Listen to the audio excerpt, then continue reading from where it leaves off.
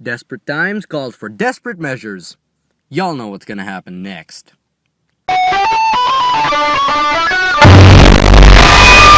Hello everybody, I have returned. What? No, another video in the same what in the fuck? Stop that, I just wanna do something. And god damn, that ruined my voice. I'm never shouting that loud ever again. Now, as you recall in my last Life Stories video, I said this in the end. Hopefully I can churn out some awesome new ideas before I go back to desperate mode and go back to Life Stories. So yeah, I'm running out of ideas. So, welcome everybody to Life Stories Part 2.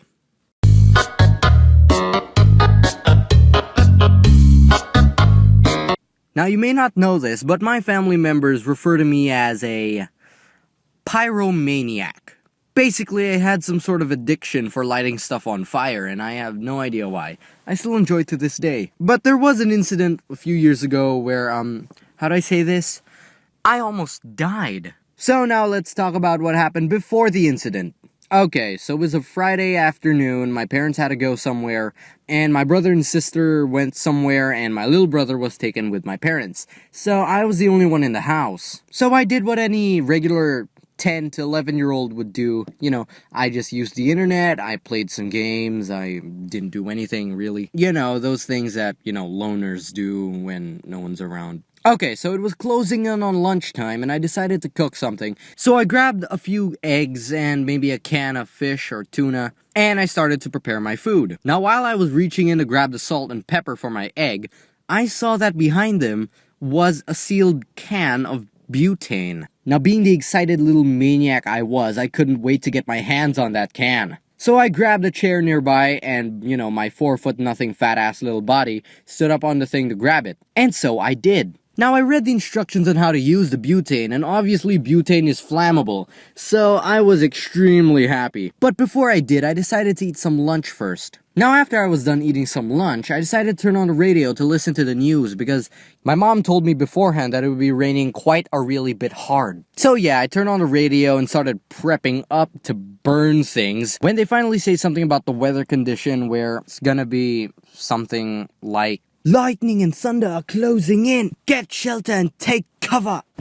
Oh my god. Yeah, something like that. But I wasn't really listening that much, so I didn't charge anything. Okay, so now I opened the can of butane, and I decided to fill something up with it. Now, I had no more water balloons, so I was scurrying around the cabinets to see what I could find, until I found at the very back a roll of plastic bags. So I ripped one off and filled it up with, butane, up until it's overinflated. So now the plastic bag was probably the size of, about, slightly smaller than an average human head. So I tied the opening of the plastic bag and clipped it with a binder clip so that there's no air that leaks out. But being the incompetent little shit I was, I didn't realize that lighting up a plastic bag filled with butane of that size would be, a huge fucking mistake. Now, don't get me wrong, I was prepared.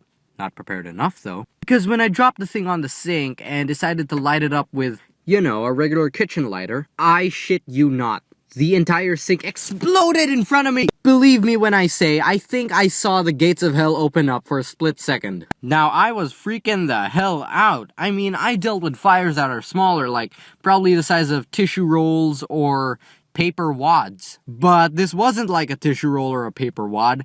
This was an entire goddamn sink! You could expect that I was scared. Because if my parents found out about this, they would disown me, they would put me up for an orphanage, let me suffer for 7 to 8 years, and then they would adopt me again just to throw me into a fucking garbage disposal. So I had to stop the fire somehow. So I grabbed a beach towel and soaked it with our hose. I wrapped the thing around my wrist and started beating up the sink. Luckily enough, it did actually put down the fire, but obviously it would lead to a lot of suspicion.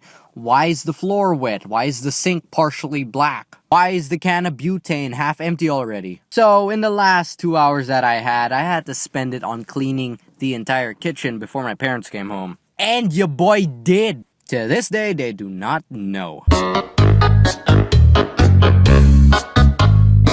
Now this one happened way too many years ago. I think I was about 8 to 10 years old. I don't honestly even remember that much anymore. But basically, this is a traumatizing incident that happened to me. Now, some of you may know that the Philippines is a very, very, very poverty-struck country.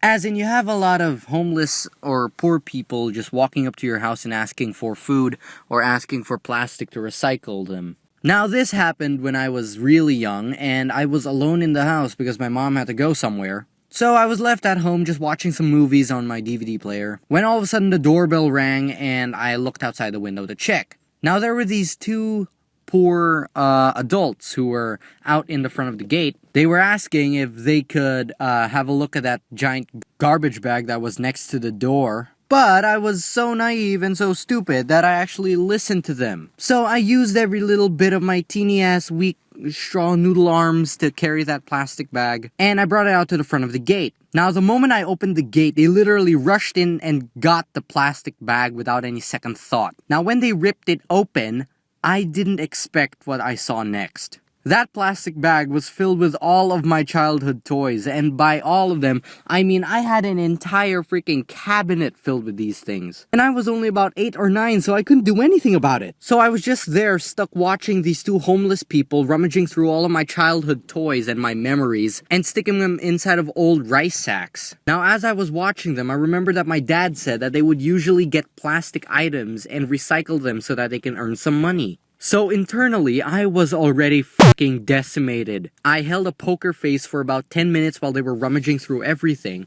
until they left without a second thought, leaving only one toy behind, which was an ugly one anyways. I ran back inside of my house, hid underneath a blanket, and started crying for hours while trying to call my mom. I mean, I was only 8 or 9 years old, what do you expect to do? Eventually, my mom finally picked up the phone and she noticed that I was sobbing my eyes out. My voice was already screwed up and I couldn't even talk normally. So she sent someone to pick me up and take me to her so that we can talk about it. And my god, I was just crying on the way. It was horrible. That same night, I could not go to sleep because I was just having nightmares about that incident. Ever since then, I've had this reoccurring fear of never answering the door whenever someone went to our house. Usually whenever someone would ring our doorbell, I would go and hide. I would check first, but then I would hide. And if I'm the only one in the house, I would just turn all the lights off, turn everything off, hide underneath a blanket, and then just wait until that ringing stops. But fortunately, right now, I no longer have that problem anymore. Although I am still partially scared about poor people, coming to our house or going near me because of that incident.